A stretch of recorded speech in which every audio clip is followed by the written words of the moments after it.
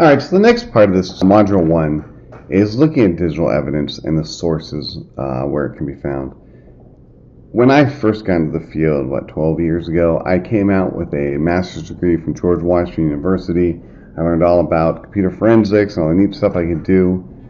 The problem was, I got out of the field for the first time, and I realized I was told to go get a SATA drive or a PATA drive, and I didn't know what they were talking about. And I didn't know what some of these connectors were, just because I did limited experience looking at the hardware.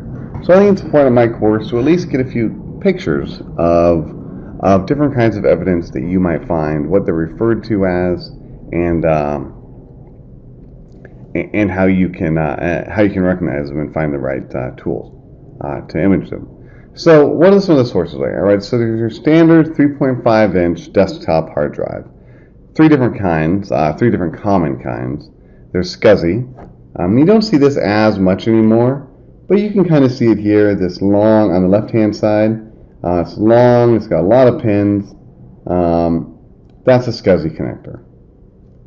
Now, over here on the right-hand side, you can see on top is the SATA connectors.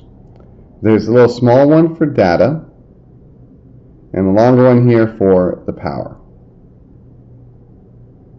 And then below you have IDE power.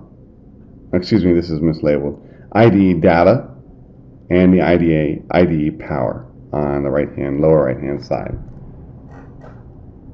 This on the bottom can also be referred to as PATA.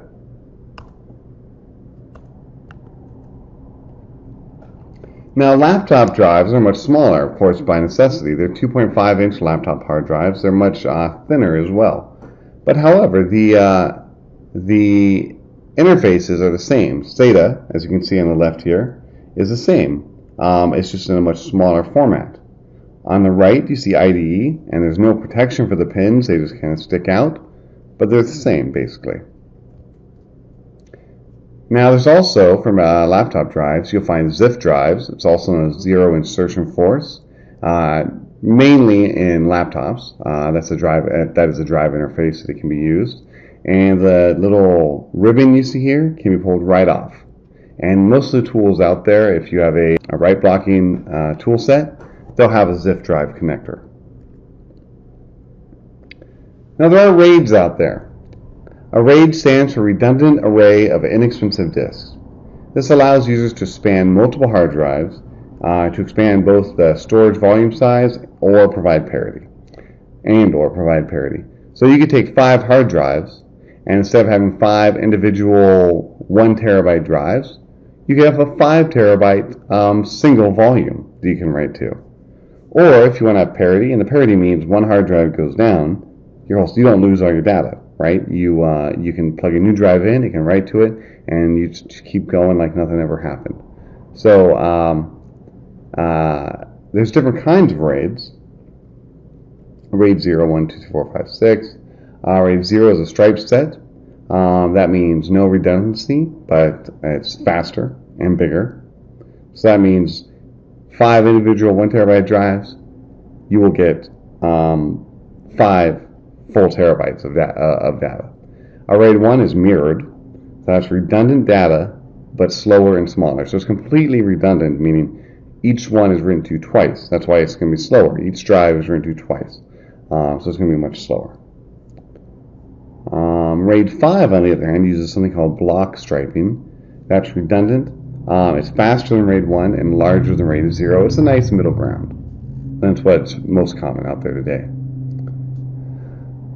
Alright, so flash memory, the thumb drives, right? They're everywhere. So if you're responding to a digital crime scene, it's very important to know, to find all the evidence.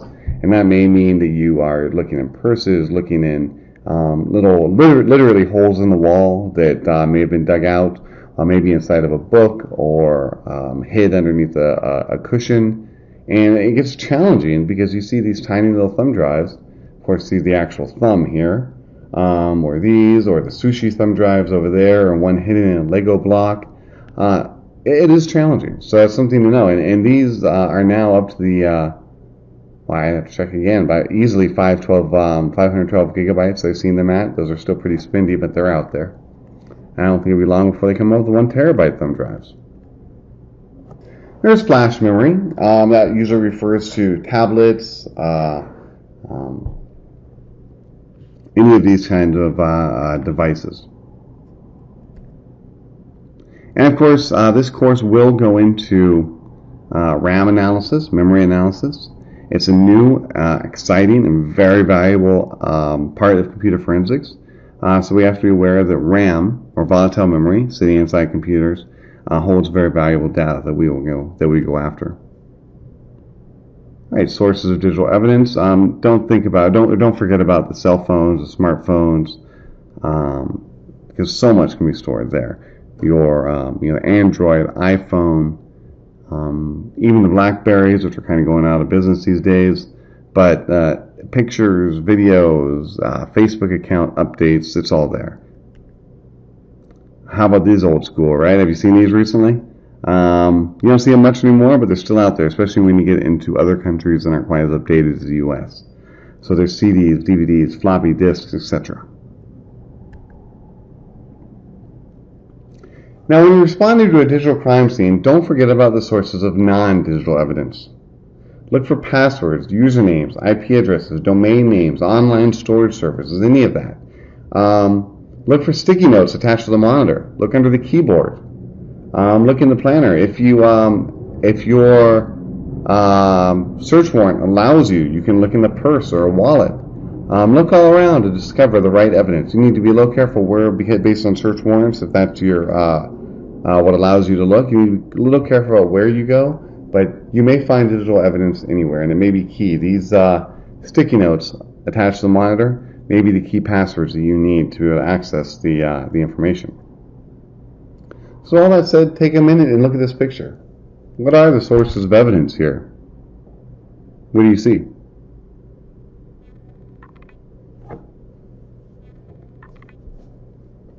So everybody kind of, go ahead and push pause if you want to continue thinking. But everybody probably pretty much found their own things. But let's take a look. So we have a cell phone over here next to the lamp. That may contain evidence. This looks like a thumb drive. Over here, it looks like some kind of ancient PDA or smartphone or something along those lines. Well, the main tower here, we got the CD-ROM. There may be a CD in there. There may be 1 hard drive inside this box. There may be 5. You really don't know. There may be only 1 that's attached. There may be a RAID running. So who knows how many hard drives we may be dealing with. There may be RAM, there will definitely be RAM inside of the box. Who knows what else? Is there a floppy disk drive in there? Perhaps. Phones usually don't carry a whole lot of data. Not much in the monitor either. But this slide just kind of gives you an idea of where data might exist. It's more than you may first think, and more than just a computer.